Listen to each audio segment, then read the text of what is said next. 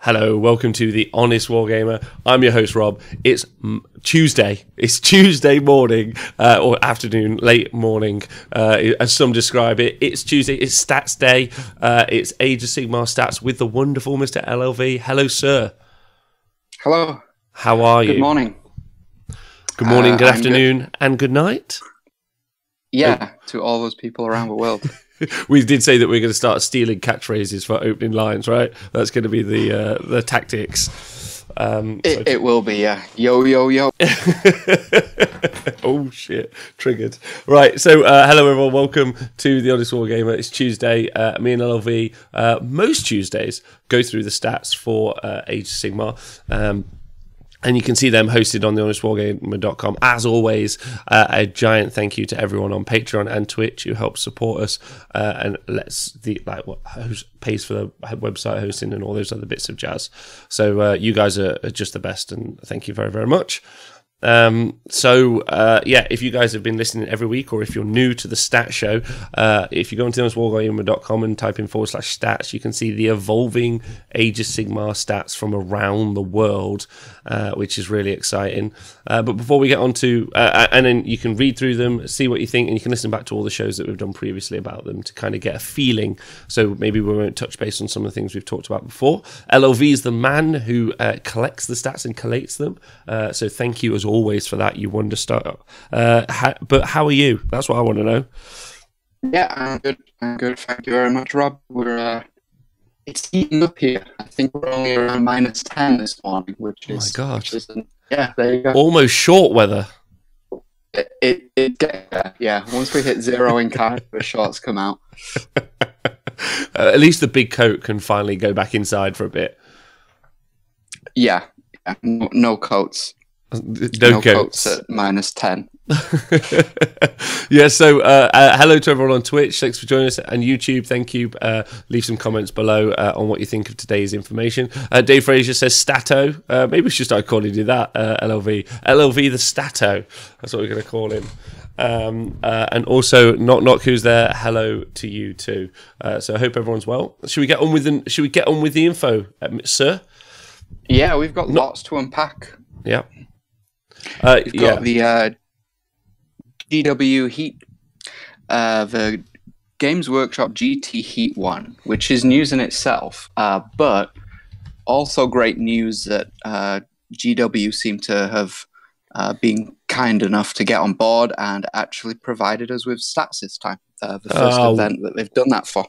Thank you very much, Games Workshop. That's excellent. Good work. I always call them out when they do the good stuff, and then call them out when they do the bad stuff, and then we don't tend to talk about the middle. But this is excellent work, so thanks very much. Appreciate that a lot. That's cool of them. Are you happy with that? Yeah, great. Big shout out to Joey Logan, who I think is their new event coordinator or something similar. So yeah, he got all the numbers that we're going to be looking at here, that we can see up on screen. So I love numbers. Yeah, we don't have to guess now. I like numbers, the best numbers. I know the best numbers, the biggest numbers, some would say. I've been quoting that too much. I need to stop watching so much American news. There were 79 players at the Games Workshop Heat 1 this weekend, which is, I think they can go up to 120 now, so relatively a little bit low. It's not relatively low, but 80 compared to events around the world. LLV, I'm interested in your take on that. Yeah, I mean, the space is fine, right? It's not like we've got an extra hall in the back of Warhammer World or anything, so it's always going to be capped by that. You could look at it that there are 3 heats, so once all those go together, you could look at that one qualifier. I'm always interested in the final. To me, the final, it should be the cream of the crop, so to speak.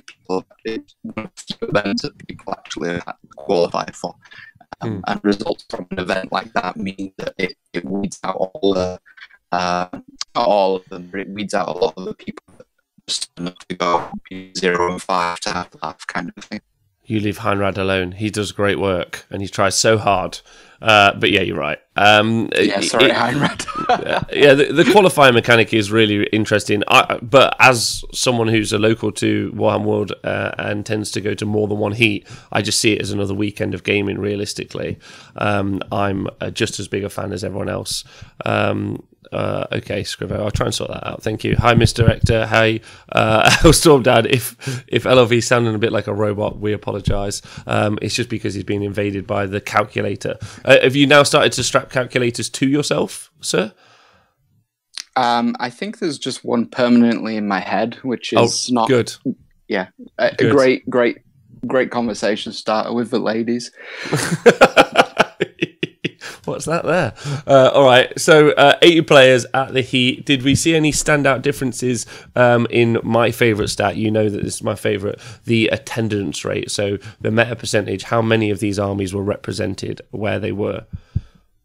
Yeah, you can see there in the people following along at home, the meta percentage difference. You've got green and red columns there.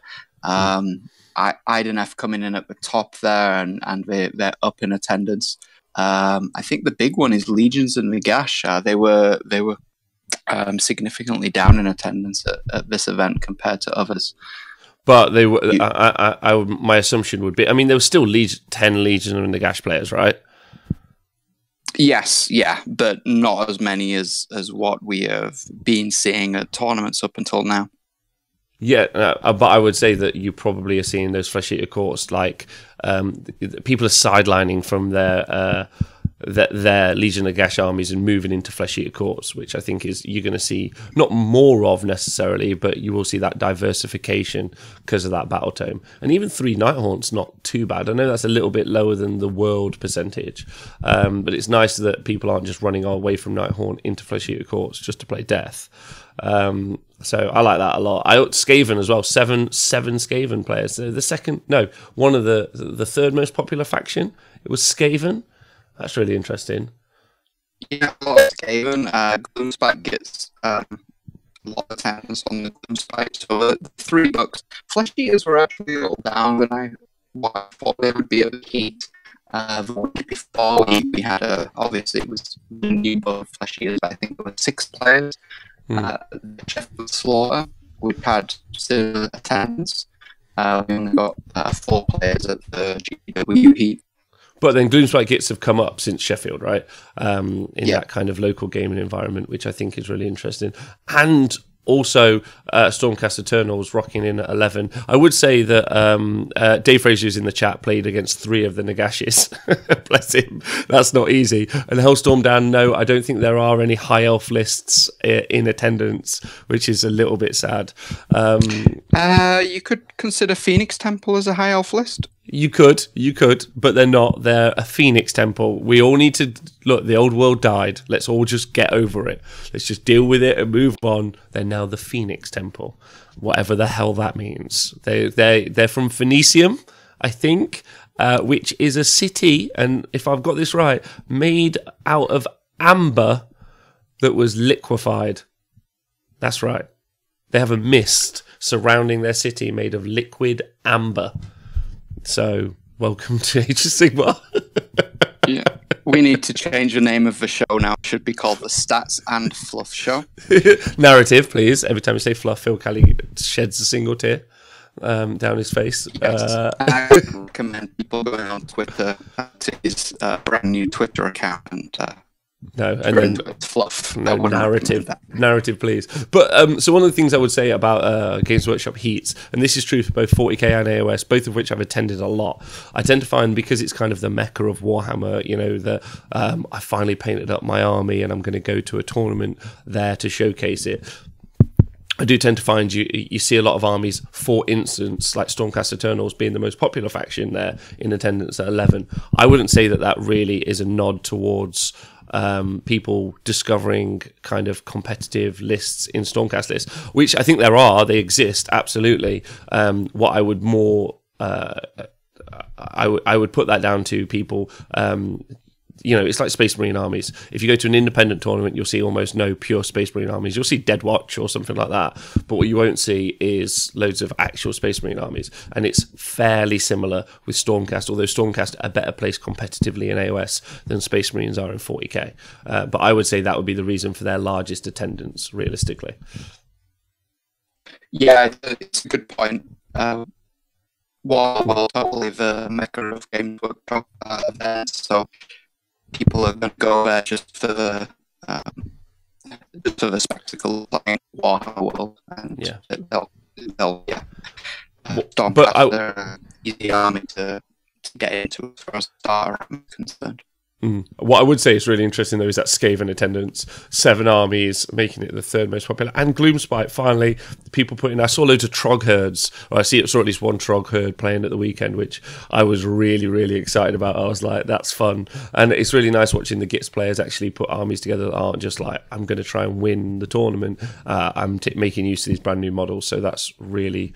I like that as well. Always an interesting mix there. That Phoenix Temple, single choice, Legion of Asgore, single Legion of Asgore player. Go you. Oh, if he's tanked our stacks though, oh my god. He tanked him good, Rob. He tanked him good. So let's look at how that's the attendance. Let's look at how factions did. Yeah. Seeing as we're on it, let's start at the bottom. We've got our friends Slaves to Darkness not winning a single game there. They don't win games. That's not what they're there for. What they are is, I've got loads of Warriors of Chaos. I wonder if I could make an army. Answer is, put them in one of the 3 battle tomes that you can give them a mark keyword for. Why you would take pure Slaves to Darkness over any other faction? Because you could just give them keyword Nurgle and you've got a better army. I don't know. What's interesting, it's a fella called Daniel Elkington, and he's a lovely man. Some kind of financial statistician and financial whiz there. He's obviously not looking at these stats when choosing armies. Come on, Dan. So. Yeah, I think Dan follows us on Twitter. So, Dan, sort it out. Look at the stats, right? Although Heralds of War in the chat, the wonderful Clint over in Australia, who was rocking the Saves Darkness as well, he says he's going to improve those stats. So some people see it as a challenge. So maybe Dan also sees them a challenge as well, right? Legion of Asgore, they only won the one game. Let's move on. Let's just not talk about it. I'm thinking, I've got a theory. I think it's one of those dispossessed players that have been writing in the books for so long. It's so angry, to be so good. Right, these guys. Damn it. Yeah, I'm not. I think that's very possible. But okay. Your favourite Seraphon, closely with almost tied as far as overall match wins and number of players with Iron Swords. So yeah, those 2 factions not being great. Yeah, and actually Seraphon doing worse even than they've done traditionally before. So dropping even further down the stats. And the Git. So we'll try to. Well, we hope that will return, but I'm not sure it will. I'll keep talking as we go through, and then if it comes back, that'd be sweet. It should come back at some point. Right, so one of the other interesting stats that I've seen is the Disciples of Tzeentch. There, I think, if I've got that. Oh no, I missed that by a milestone. Is that mixed death? What's the 13.3%? Hello, LLV, you back? I think so, yeah. Am I good? Am I a robot? Yeah, you are good. Ty Winning, thanks for subscribing. You are good. Welcome back. Okay. Mixed Death is a gentleman that took the Mixed Death Tomb Kings faction and chose some compendium units that were labeled Tomb Kings. Yes. Wow. Okay. So we'll move on from that. We all know Tomb Kings aren't a real army. So Beast of Chaos again. Stats going up on the Beast of Chaos. Yeah, that was one player. I think they were mirroring the made famous by Dan of Warhammer TV fame, the Tzeentch heavy list with the Zangors and the Enlightened. I think it was an exact net list, actually. Well, it wasn't actually even the exact net list, because it was actually the army borrowed. So It's the same army from the UK Masters, then from Sheffield Slaughter, and then at the Heats, played by I think 3 different people have played that army in a row now. And then they have gone at this event. They ended up winning only 3 games out of a 5, as opposed to 5 and 5, right? Yeah, only 3. So they're on that army itself. Last week scored 9 wins out of 10 games. They didn't do very well. That was Max. Max was running them this weekend. Yeah, excellent. Is that like a Nottingham thing then? People in Nottingham, they have these communal armies. They just kind of pass around. No, I think it's just. I think some players just aren't overly concerned about putting armies together, right?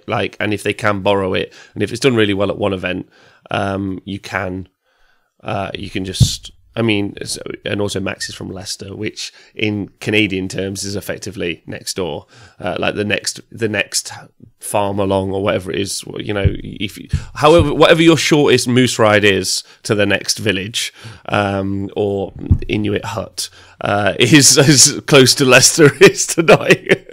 Have I been rude enough there? Was that all of the wrong thing said? I know you actually know where Leicester is as well because you're from Sheffield. So. Sheffield from Leeds. Oh, Leeds. So sorry. Basically the same. Sheffield is like the Leeds version of Leicester. Sybil in the chat is saying, "Come on, Rob, you can discriminate better than that." Okay, I'll try. Anyway, let's get back to the stats because we're all numbers in this one. But Beast of Chaos is still up percentage-wise, and as these people keep playing these armies, they keep doing better and better. Yeah? Yeah.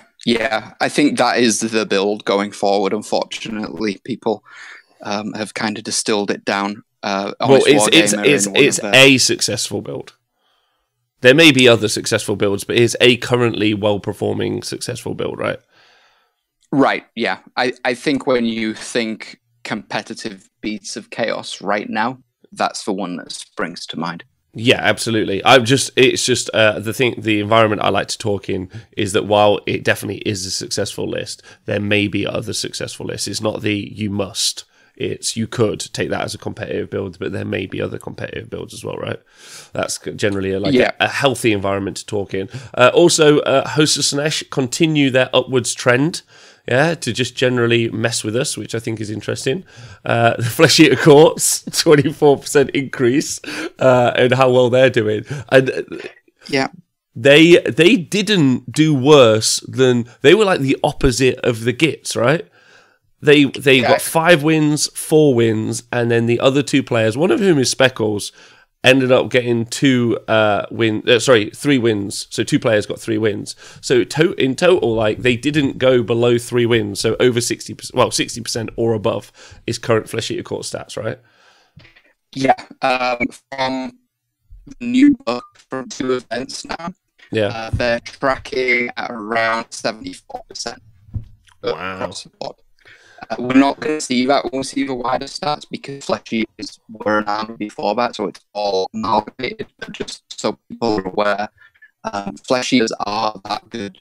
There's a lot of contention on the internet whether, because it's a brand new army, people don't know how to play against them. Which easily could also be true, right? And also My contention with that though is, despite we're a brand new army, Beasts of Chaos were a brand new army, even Skaven are a brand new army, we're not seeing those numbers right out of the gate. But I think it's in part to do with what is powerful in Flesh Eaters stands out like a sore thumb. So it's a lot easier, I think, to craft a good winning army out of Flesh Eaters because of how small the options are.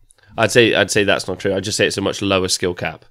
It's just true. There's a lot there's a lot less moving parts. It's okay, I'll say it for you. I won't beat around the bush. It's a dumb, easy army to play that you push forward, as was the Thunder Tusk build of previous generations, as was Vanguard Wing. It's real simple. It's real easy to do. You just push it forward and it eats basically everything. And if we looked at one of the Heat games as well, there was just a game where someone played really well, And then the Flesh Eater Course army just saved them. It just did the work. Same when Skyfires were too cheap.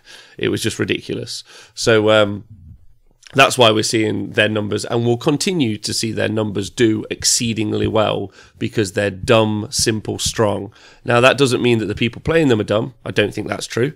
Yeah, and it doesn't mean that that you shouldn't have obvious power. I think that's great because there's problems with obvious power. Knowing that your dragon can do so much damage is great, but like we talked about the show last night with scenario play, if I'm just sacrificing 80 points to your 400-point dragon, that's quite useful, realistically, when I can trade and counter trade in the right places, and you can only put those dragons into the right places at the right time, right? Yeah, they're finite, but it's a powerful army. I in my opinion, when something is that easy to play, it's actually more powerful.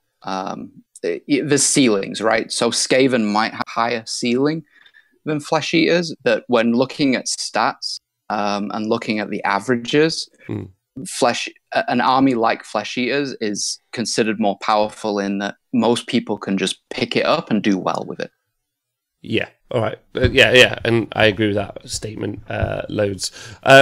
So Idneth Deepkin also ended up going. So two armies went 5-0 this weekend. So that was Flesh Eaters. That's the second week in a row doing it. And also Idneth Deepkin is cool. And I can't wait to get to where we're talking about the Idneth kind of like tracking for the past few tournaments, because they've been doing that and they've been constantly threatening that podium position quite often, right? So it's nice seeing them punch through a little bit. Morning, Tristan. I hope you're well. Sylvaneth also doing okay. No. They seem to always track like this. You always have a few players doing very well. I think both of the 4-1 wins there were seasoned players, Richie and HW. So they're always going to skew those numbers a little bit when you've got players of caliber. Usually Sylvaneth are hanging around that 3/2 wins, kind of at 50% mark. So I'm listed. Continue. Okay, so yeah, the other thing of note, I think, is we saw a return of Daughters of Cain to the UK tournament scene. They came out 2 armies and they both went 4-1, which is pretty huge. Yeah, that's really impressive. Yeah, like, do you think they ended up in a mirror match at one point and fought each other? Wow, and they have an 80% win rate from the Heat. So yeah, just 4-1. Them and Flesh Eaters really just crazy high numbers. Yeah, and I do have I don't have the faction v faction stuff yet, but someone did tell me that their 3 wins with Flesh Eaters, they lost to the person with 4 wins. So Flesh Eaters could have even been a little higher had 2 of those armies not played each other, both going into day 2 3-0. Wow. And then also, big shout out to Idneth at the weekend as well. They didn't drop below 3 wins either. So really interesting. Skaven doing really well. 2 getting 4. 2 players getting 4-1, sorry, and then 4 players sitting in 3-2, so that's pretty comfortable. Yeah. So the new book's doing good, very, very good. Ironjaw's having a tough time. Seraphon having a tough time at this heat. Blades of Corn having a tough time as well. And looking for the new book, I'm pretty certain. I really did think that Disciples of Tzeentch was a 13% bump, but it's not. It's just that singular Tomb King army with that 13% increase. Okay, really interesting actually, and it's interesting to see the spread. But like I said, I think it's a little bit Wild West. Realistically, sometimes full of narrative players. How did the Stormcast end up doing, being the most popular faction? They ended up, did they? Not great. Oh no, a little bit below average, 45%. Okay, and the top they came. So yeah, top they came was 3 wins. So I don't know whether or not that's an army weakness. Although we did talk about the scenarios last night, and one of the problems, I think, is several of the scenarios, especially ones played this weekend, like Better Part of Valor, do tend to hamper Stormcast armies in particular. And I think also Total Commitment was played this weekend as well, but I don't 100% know. So, if you get the opportunity to watch the show from last night, you'll see that some armies, specifically Stormcast, which is weird because they're the second most popular faction that you see, scenario packs can just overtly hamper them for no particular reason, right? Yeah, it's hard with Stormcast. They're a very elite army, and some of the scenarios just remove their allegiance abilities totally, like Total Commitment, as was touched on the great show yesterday. So people check that show out if you want to find out how scenarios affect your army going forward. Yeah, hey Leo Bromley, hey Jonathan Etland. I think they hugely affect, right? Any other interesting stats to come out of that before we go? Yeah. Well, just one. We did touch on it slightly, but just another shout out to the Phoenix Master himself, Chris Tomlin, for going 4-1 again. I think that's just his. He's a one-man machine. That's just it. Yeah, he can never win 5, but he'll always win 4. a four guarantee. It's just amazing. It's just everywhere he goes, he just wins 4 games with that Phoenix Temple army, which is solid. And he's like the only he's a bit like Ghoul King Bill, right? He's the only person with those stats. Just crazy good. All right, sweet. Yeah, It looked like a really great weekend as well. I was quite disappointed I didn't go. I should have maybe gone in the end. But yeah, really fun, nice at local. Like I said, take some of the results with a pinch of salt sometimes, because you tend to get a more friendly field. A lot of new people turn up. Which is good, like great. Let's have more of that. So you do tend to find also that there's some bunny hopping and some seal clubbing occurring. That's been my experience. I'm not saying that's everyone's experience this weekend, but it's definitely true. And sometimes you'll see those numbers up and down in that one because of that, I would say. Yeah. So going from the event, let's see how everyone did as far as podiums are concerned. Yeah, go for it. Yeah. So we mentioned it last week. I've started dropping some of the AOS 2.1 tables out just to clean it up a little bit. Mm-hmm. So we're looking at purely AOS 2.2. If people want to see the 2.1 stuff, it's still on the Honest Wargamer website under the previous dates. But yeah, I added 2 events. One was retrospective.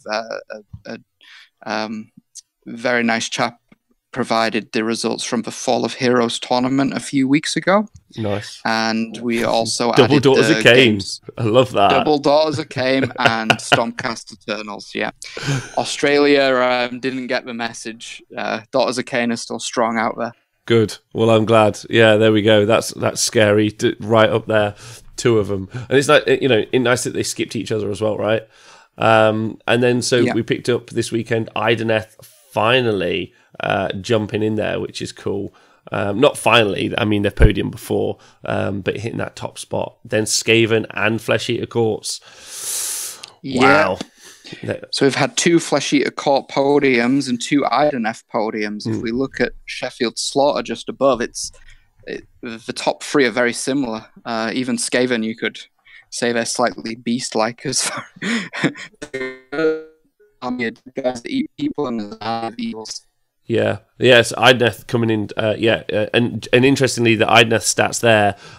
In first place, James Tinsdale, and then in third place, James Tinsdale at the Sheffield Slaughter. So that's the same Ideneth player twice in those stats that you can see there. So he's got to feel really chuffed that he's really starting to own that. He's going to start getting himself some eel-based plushies, I imagine, for his house, and just he's the fish guy. I mean, before you get good with an army, you really do have to consider whether or not you want to become the fish guy or the beast guy. So be conscious of your army choices. I know Jonathan, who's in the chat, wants to be the Gobberpalooza guy. Excellent. But you can't spell it, so that's fine. And also interesting as well, because of sports scores and also army noms that you get at the heats. Skaven there, I think, went 4-1. Sorry. However, Flesh Eater Courts, I think 4 on a draw. 4 on a draw. Okay, whereas Flesh Eater Courts and Ideneth in that instance, they both went 5-0. So Flesh Eater Courts twice in the past 2 weeks have gone 5-0. which I think again is like, but both of those two events, if you're listening like in Australia or America or Sweden or anyone else in the world, those two events are literally next to each other with a huge complement of the same gamers. So they're a week after each other, and they're literally an hour's drive from each other. So be conscious that while obviously that's representative of a fairly local environment as opposed to a worldwide environment. Yeah, one thing to mention though is the Flesh Eater Court's army was two different builds. It wasn't the same build back to back that did well. We had a Gristlegore coming second at Sheffield Slaughter, and then this one that did well was Blisterkin. So all revolving around the Ghoul King on Terrorgeist, obviously, but one was more dragon heavy in Sheffield Slaughter, whereas the one that did well at the GW Heat was I think only one dragon, and like's being said in the chat, and is only fair to comment on because you can't avoid it. One was a playtester, and the other was the game designer who ended up with those 5-0s in the past 2 weeks. So again, and no criticism to anyone who isn't either of those two things in doing well, but it's definitely worth noting as a kind of like that could also skew the stats, right?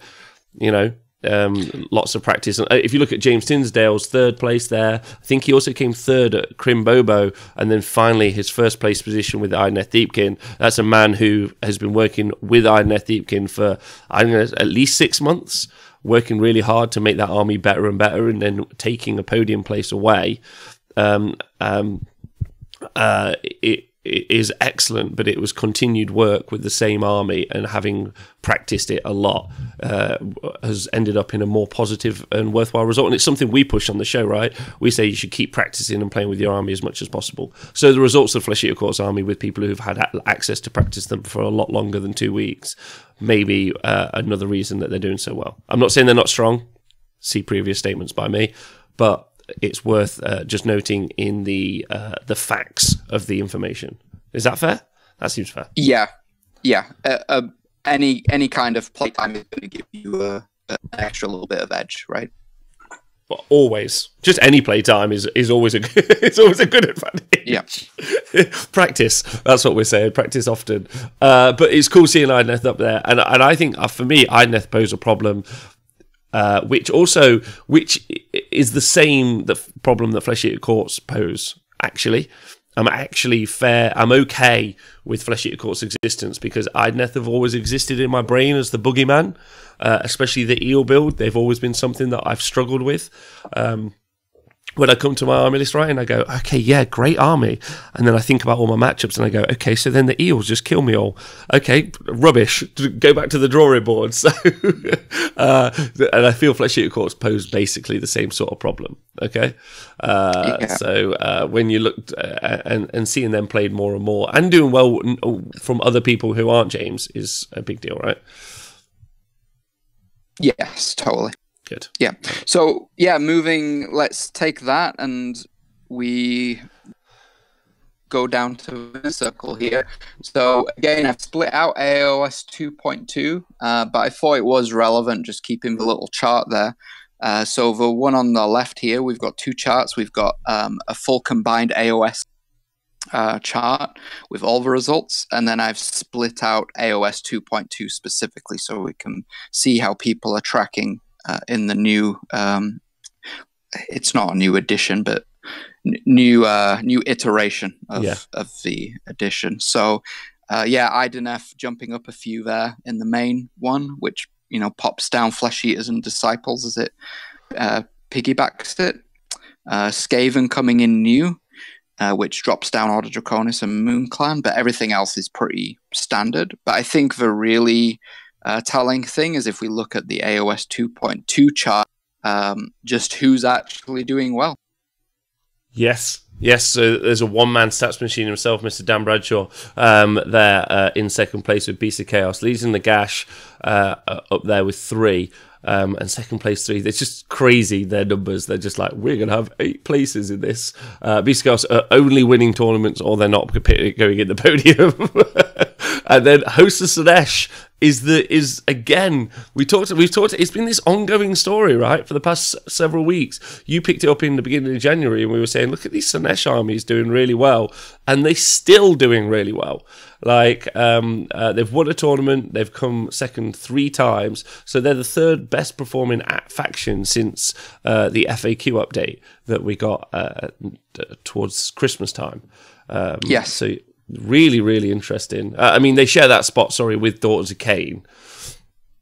But yeah, the results are split a little differently, but overall podiums, Hosts of Slanesh and Daughters of Cain are both have 4 podiums in the current events in AOS 2.2.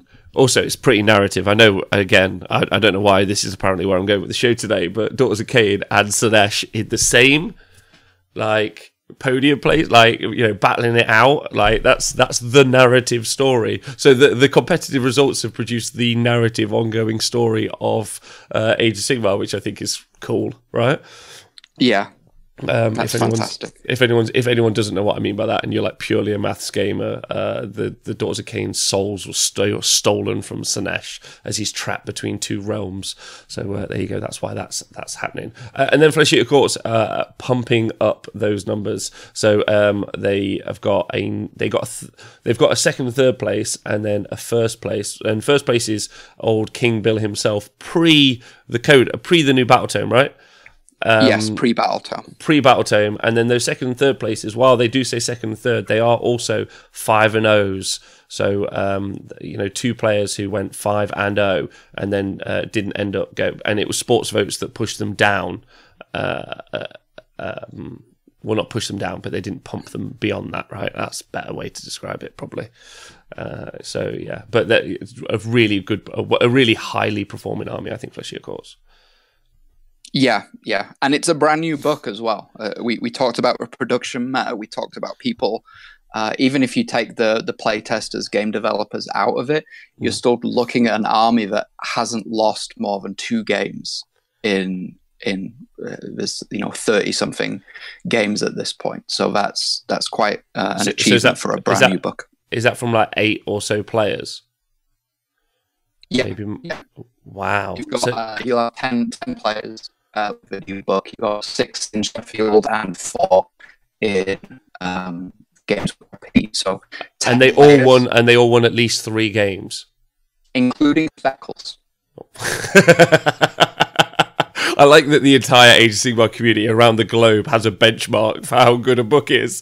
Everyone should give a new book to Speckles and go on Speckles, see how you can do. Well, I'll ask him later on the hobby show, I'm like, how do you feel about being the global benchmark for how strong a book is? Yeah, I think Games Workshop, if you're listening to this show, just get rid of a play testers, get rid of a design department, just give a book to Speckles. If he goes 3 and 2, fix it.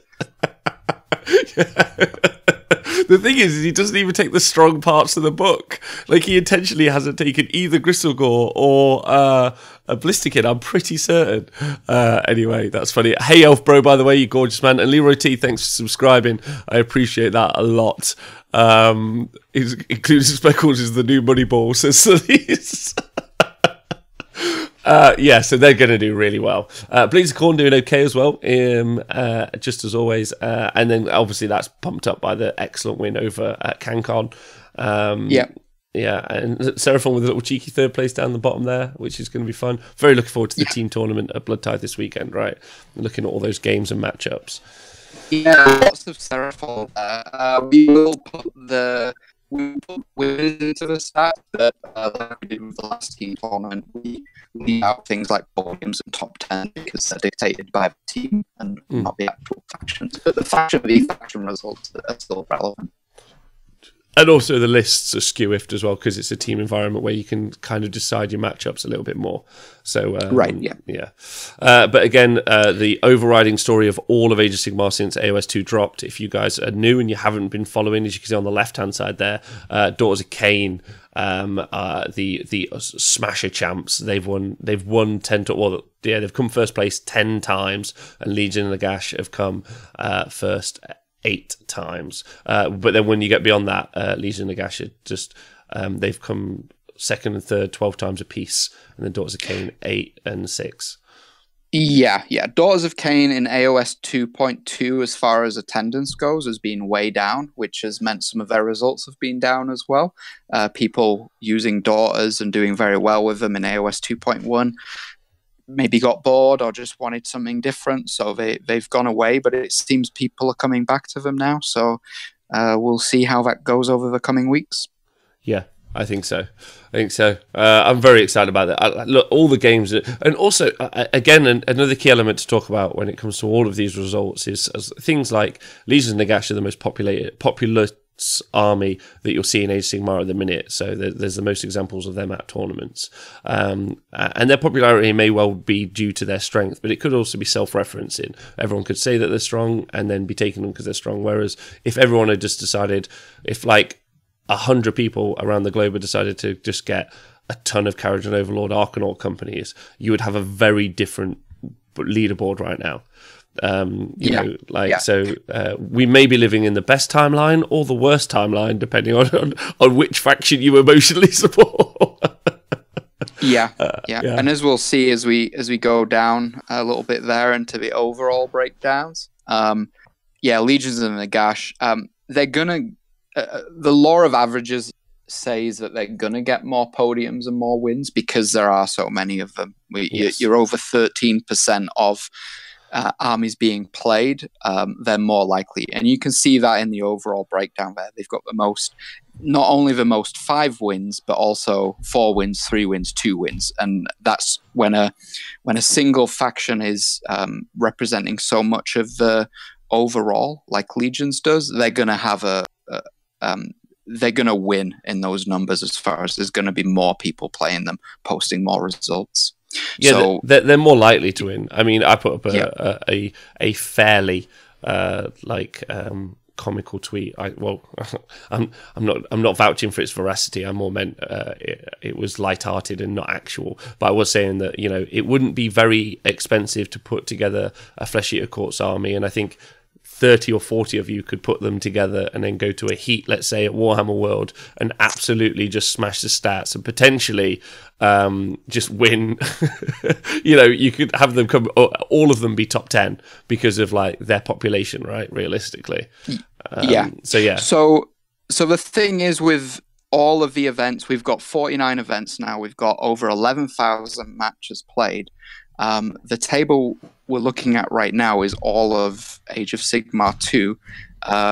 There's not much movement. People actually didn't really move as far as armies doing better or worse from last week than it is this week. So if we scroll down a little bit more, I think what's more interesting is... nope. I'm sorry. He didn't post it. Oh, okay. Scrivo. That's okay. We'll re-amend that at some point. But there was some interesting info. We'll come back to that. Yeah, I broke out. We'll post it up on Twitter and things. There was also a table which was just AOS 2.2, sorry, for the faction overall breakdowns. Okay. All right. Yeah, that would be really interesting. We can update. So if you're listening back, or if you're watching on YouTube back, and you click the link below, this page will be updated by then with that actual table on, which is interesting. What was the most popular army? I assume it would still be Legions and Nagash. Actually, I believe Idenef was at the top. I'm just pulling the table up right now. Okay. And I can tell you. Yeah, we was going solely off the website there, so hashtag blame Scriver. Was he on the juice last night again? No, he's great. No, I'm blaming no one. He's wonderful. You're wonderful. He's wonderful. The whole team's wonderful. I got a great crew. I will mock you at some points, but then you'll mock me back, and it'll all be fine. I'm just happy I don't have my own Twitch account that can get banned by our own Twitch moderators, right? Yeah. Tristan laying the smackdown on everyone. Yeah. So you was right. Rob, Legions was top of that, but then it went Legions, Idenef, Daughters, Stormcast with a top 4 best performing overall in AOS 2.2 currently. Oh, fantastic. Really, like, and like we've said before, there's been so far as 49 events and nearly 12,000 matches. As you can see at the top there, logged. Some of those stats are going to not change before the GHB, so before 2.5. Yes. So AOS 2, we've got 13 events with 3,600 matches. Okay, that's fantastic. Yeah, and loads to come, right? Like, just loads. Like, they are weekly. Everyone in the chat saying that, you now are at the stage where there are giant events happening and in more than one place. AOS is absolutely thriving, in my opinion. So stats like this are just going to... And that's all across the globe, right? And if you look at Australia having that huge 200-person event and calls for there being a WinterCon, hashtag do it Clint, there's going to be more opportunities to game, which means more results, which means more consistent results when it comes to the stats, right? Yeah, exactly. The nice thing is with resetting every season, you can see these movements happening. So as far as IDNF on the main table here, I mean, they're still near the top, but now they're in second place. And you've got armies like Beasts of Chaos and Fleshy Courts and Gloomspite Gits up there as well in representation and how many 5+4+ wins that they have. Okay. Yeah, for these overall tables, I personally would go back and listen to maybe last week's show. We did a lot on those, and I think we'd just be treading on old ground in reality, which is why we focus so much on some of the other elements there. I think the individual results were also really fun. What's the 2.1 versus 2.2 comparison? Yeah, so a little bit of change from last week there. We went into last week seeing our friend Legions of Asgard. Sorry, Rob. someone thanks for the stat. Who are you? Like, I'm not saying that I hate them, but I hate them. Like, who is that person? I need to find them and get them, and just make them better. How dare they? 1 win out of 5 games. Yeah. So Daughters of Cain have taken top spot now in. We had our time though. We had our time. He was at the top for 2 weeks. Yeah. Yes. That's fine. Now when I win tournaments with them, people can't say that it's an overpowered army, right? So that's okay. Yeah. That's fine. But yeah, sorry, continue. Perfect. So yeah, we've got Daughters of Cain at the top. Phoenix Temple have come out of nowhere with Chris Tomlin's big 80% win ratio. And and now they're up at the top as well with 66.7 match win percentage in AOS 2.2, and then we see the narrative we've talked about most of the show: Idenef Deepkin and Hosts of Slanesh and Legions of Nagash making up the top 5 there. Wow! All right, fantastic. Yeah, Host of Slanesh is still the story for me. Especially, I got to say, I think this is key. Where you talk about the fact that both Ideneth and Daughters of Cain are performing so well, yeah, and also Phoenix Temple. So there are loads of elves, yeah, and then Slanesh has just come along and got super hungry, and he's like, "Oh, look at all those sexy souls," and he's just like, "I don't want to ASMR or whatever it is," but he's like, "Hello, I'm Slanesh. I want the souls." That's happening. So I think that's kind of cool, weirdly cool, but and also if from a non-battle tome army to be performing so well in that environment, you got to say a big shout out to all those players rocking those armies, right? They're doing something really right. Yeah, and Hosts of Slanesh have they're not. they're not hugely represented, but they're represented enough that the numbers isn't just one guy, like Phoenix Temple, for instance. You can look at those numbers and say, well, that's 90% Chris Tomlin and the other 10% Christian Weir making up those fantastic numbers. But hosts of Slanesh actually have enough players in both AOS 2, more players in AOS 2.2 even, and still hitting those results. I want to also say, Dave Fraser, thank you so much for giving me a shout out there and let me know that it was Simon Froley who one-man tanked my Legion of Asgore stats. I don't hate you, Simon. I'm just disappointed. That's all I'm going to say. I could rage, but I won't. I just want you to know that I'm upset emotionally because of you. But also, as long as racially the not dispossessed still aren't being played, that's all I care about, so that's fine. Then Elfbro in the chat saying it's the pointy-eared meta. What do you think of that? It's nice seeing the Dead Bros not doing so well.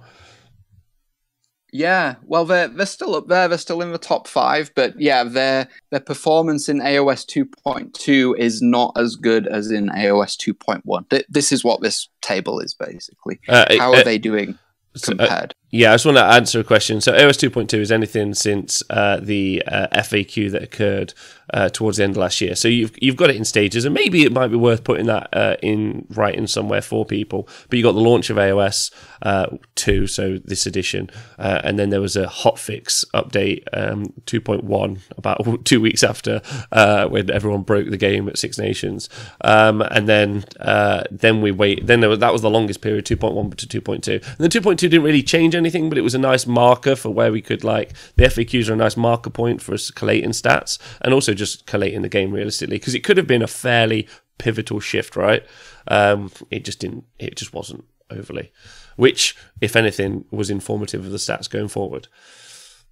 Yeah, totally. So, yeah, speaking of, I think you mentioned racial performance there. Oh my god, let's go. Oh yeah, we've got actually something new. So yeah, if we want to look at the we've been getting a lot of stick from people saying that the Duardin are not Legions in Asgore do not have the Duardin keyword, but they do have the Dowie keyword. So our new table is the Duardin / Dowie meta. For those, if the stats don't fit your story, change the stats. So that we don't do that here. We don't do that. I'm just. It's potato. It's the same word in a different language. Wow. I don't think we should be. I don't think we should be racist or prejudiced against what language the Legions of Asgore choose to use and call themselves. Exactly right. They're just saying dwarf in like French or something. That's right. I'm deciding the Legion of Asgore are the French dwarves. Make of that what you will. Yeah. But so they're still at the top of the Duardin meta. They are. Their women's percentage went down about 6%, but they are still rocking it. And sorry, Dispossessed still Stone Cold last. They have not gone anywhere. They're still under their mountain attacking. So I did hear that Mr. Dispossessed himself landed in some Canada yesterday, and he will be taking the Dispossessed to the one coming up at the end of April called the Wet Coast